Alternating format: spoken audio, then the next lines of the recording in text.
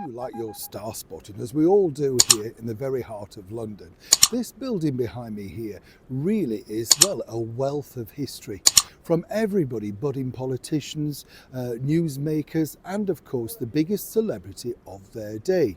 Now, it opened in the 1800s, and when it started out it was one of those controversial meeting places, but very quickly became the place to be seen.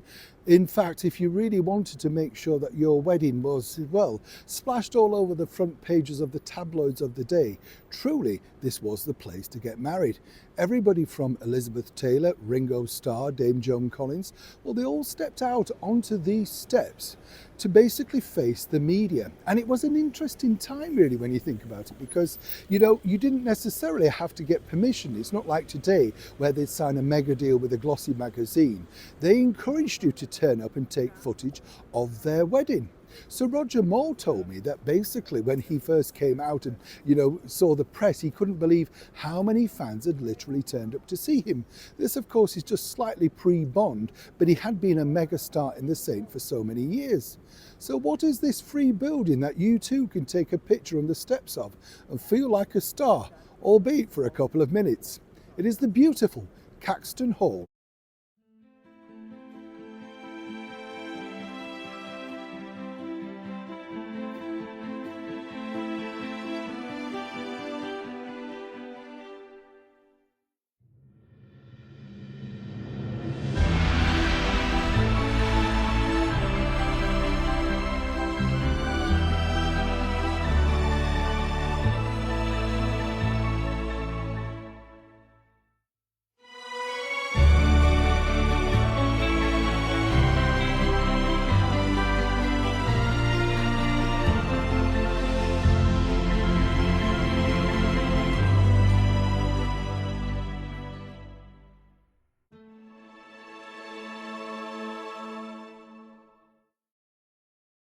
Caxton Hall is a building on the corner of Caxton Street and Palmer Street in Westminster, London.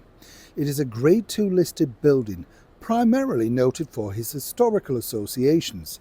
It hosted many mainstream and fringe political and artistic events, and after the Second World War was the most popular register office used by high society and celebrities who required a civil marriage. First came to prominence, though, on the 18th of August 1952, when the future Prime Minister Anthony Eden married Clarissa Spencer Churchill, the niece of the then Prime Minister Winston Churchill. Of course, once the association with Winston Churchill had taken off, anybody who was anybody wanted to get married here.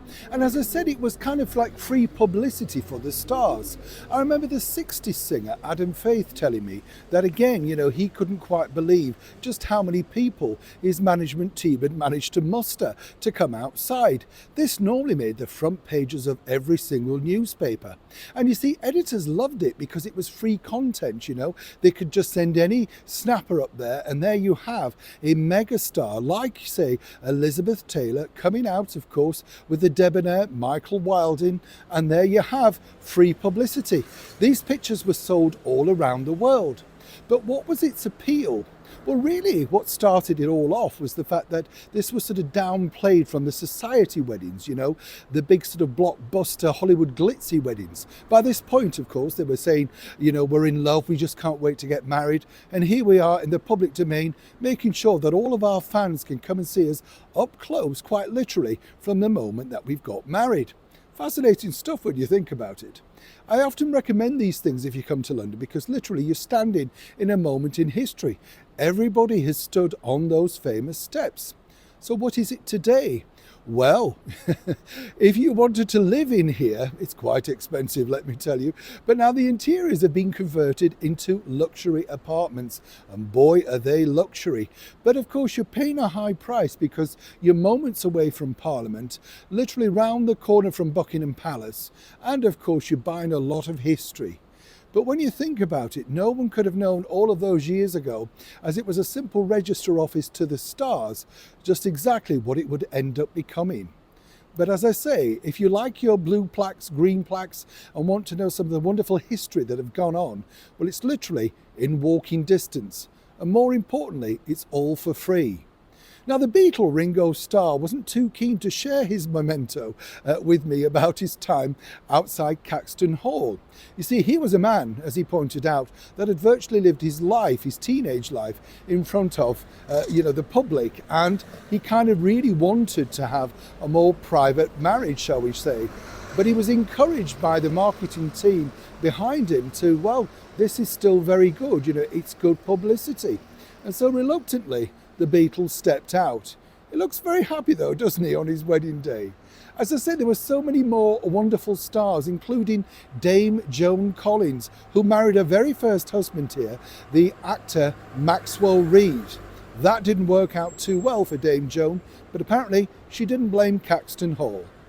If you fancy standing in the steps of stars, of course, and taking in all the things that they may have looked at all those years ago, then this is definitely one on your free London trail.